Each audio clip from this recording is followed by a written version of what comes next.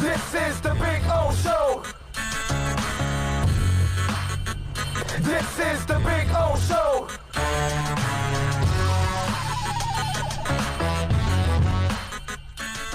And, you know, I was thinking about this because this has been, for all of us, right? It's kind of been a time where we're jaded, right? This is the jaded draft for the Dolphin. And why do I say that? Because we were snake bitten with Drew Brees, right? Twice. And now, you know, I had a guy this morning go to me, hey, listen, we got ripped for taking Jake Long. And that is not true, actually. Okay? The Jake Long pick was an excellent pick for the first 3 years. Unfortunately, he picked up the injury and then became injury prone, and the rest is history. But the first 3 years, I know Atlanta got a quarterback, but Jake Long was one of the best tackles in the NFL. The guy was a dominant force. He was going to the Pro Bowl right away. And those were the days where they handed you big money right from the get-go, and he lived up to it. So it was only a bad pick, and that becomes that statement 3 years later. It wasn't a bad pick the day they made the draft pick. It wasn't a bad pick the second year. It wasn't a bad pick the third year. It was starting the fourth year is where things got ugly, obviously, with him. And it's not his fault either. I blame everything on Tony Sparano. I've said it over and over and over. I said it the day it happened. I ripped Sparano because I was doing the postgame show, obviously, of the team in those days. And I tore Sparano a new one for that, okay? But my point is, it's the jaded draft. It's jaded because we haven't had a quarterback since Marino. It's jaded because you have nightmares of A.J. Feely and Pat White and everybody else before and after that we've had since Marino retired. And I know we had a little bit of Chad Pennington for that 1 year, you know what I mean? Jay Fiedler was a guy that brought his lunch pail, and, man, one of the toughest sumbitches I've ever met in my life, okay? There were guys that, you know, had some moments, you know what I mean? But it's not anything special. You haven't had a special quarterback in a while. And so you got burned twice by Breeze. You feel like you got burned with Matt Ryan. You know, all of these things have happened over the years. And they haven't found their quarterback. They haven't been able to sign one. And so now I thought about this, and I don't know how many people have thought about this whole thing again.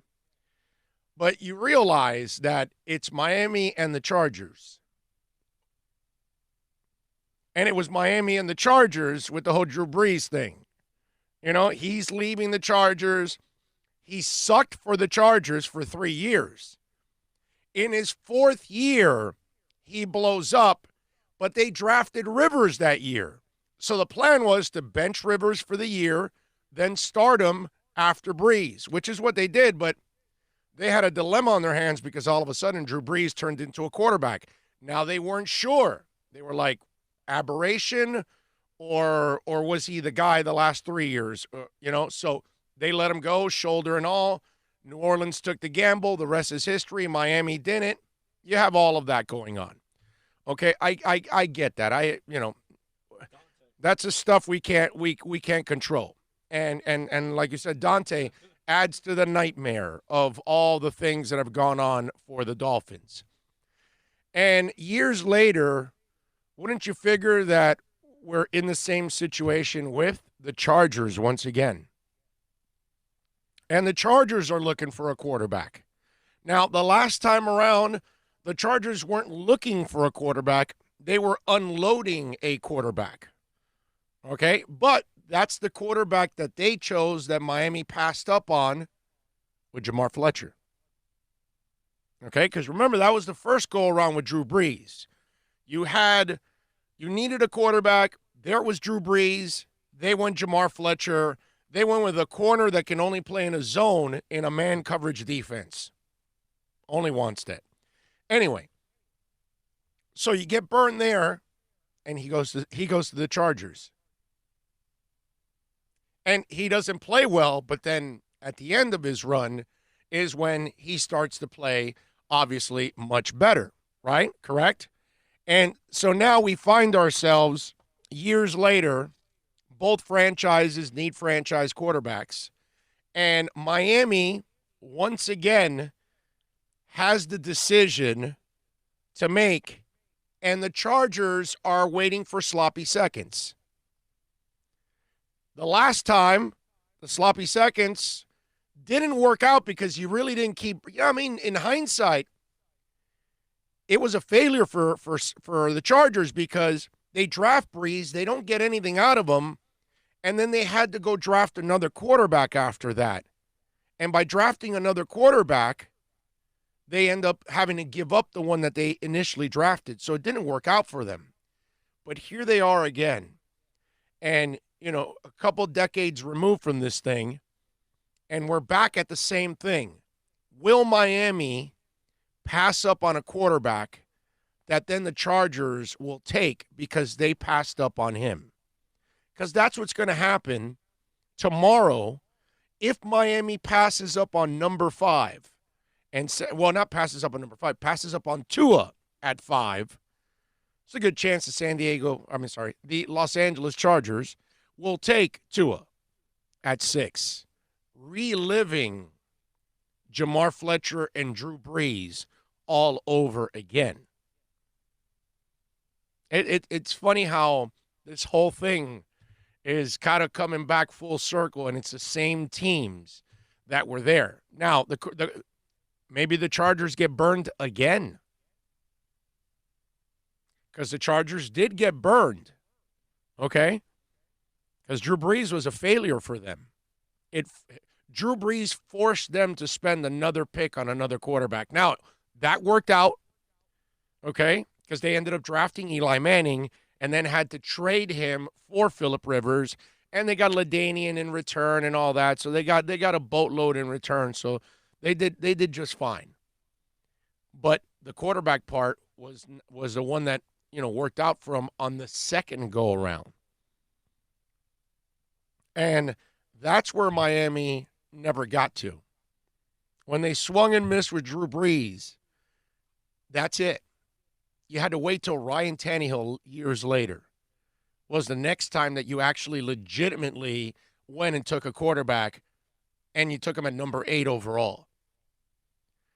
And then becomes a project and all that stuff. But you think about the quarterback mess that has gone on in Miami for many, many years. And because of all of that, there's heavy emotions behind all of this, and we've talked about it several times. And I was just thinking about that yesterday when I'm sitting back. I'm going, damn, the Chargers are also involved in this thing again.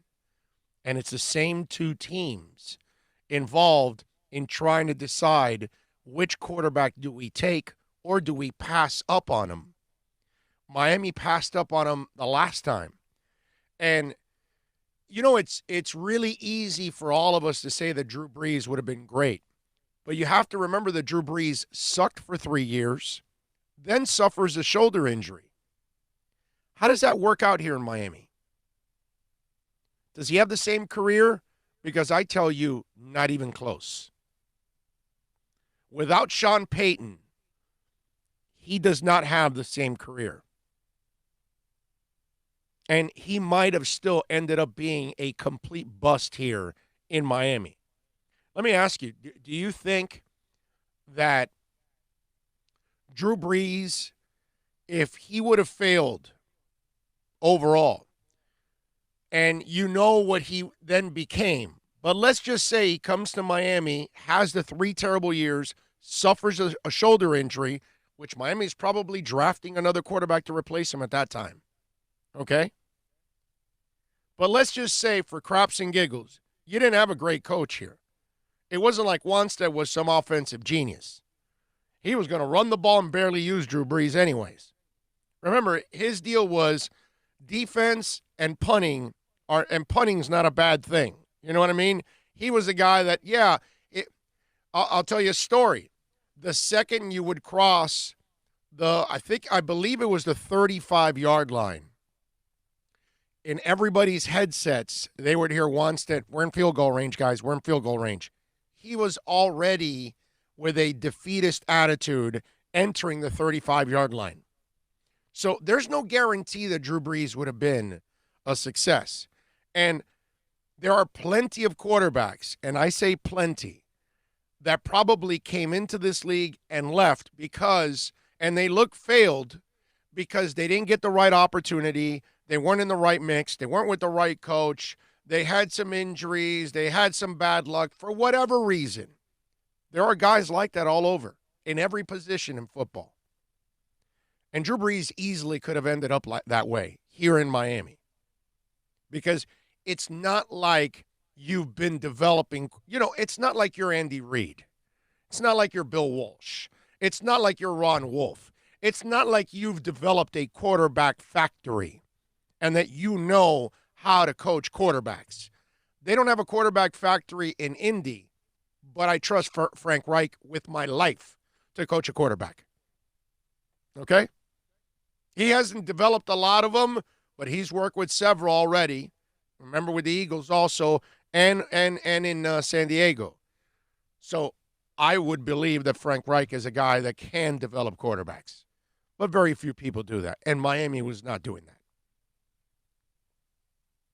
But I found it interesting that the Chargers and the Dolphins are still involved in this thing again. And they're right there next to each other once again, like they were in the draft years ago when they went Fletcher and they ended up with Brees in the second round. And I know that so many of you are thinking that, but we can't do that because there's no guarantee. Like one guy on Twitter this morning goes to me, hey, this is all about the quarterback. And there's a segment for that we talked about earlier in the week.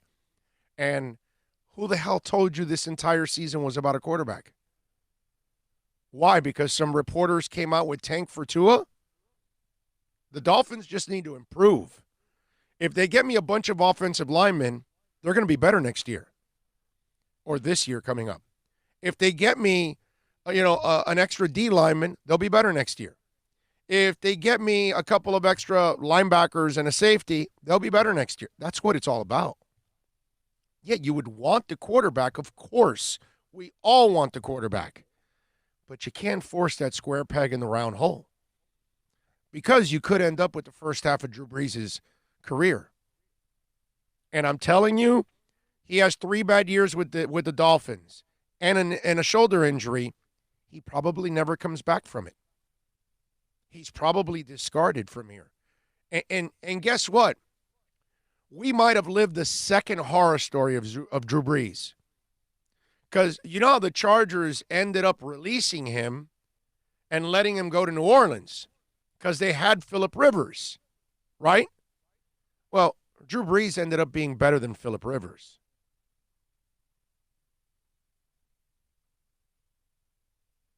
Right? I mean, there isn't anybody with a little football IQ. Not a lot. I just need a little from you. No one with common sense picks Phillip Rivers over Drew Brees. Ever. Not even close. If anybody picks Rivers over Brees, then I have to challenge your football IQ. So in a way, the Chargers burned themselves too. But Miami might have done the same thing. They might have taken him instead of Fletcher, and then they might have released him anyway. And maybe he goes on to New Orleans and has a career, and we're sitting there going, wait a minute, we gave up on this guy. He came back from the shoulder injury. Because think about it. You suck for 3 years and a shoulder injury? Yeah. No, I've had enough. Thanks. Appreciate it. That's what would have happened down here. As jaded as you are about all of this now, you would have been just as jaded about Drew Brees then. Because you don't have the rest of his career in your mind. Right now you do, so it's hard for you to kind of make that decision. But in those days, you discard him right away. There's no doubt in my mind.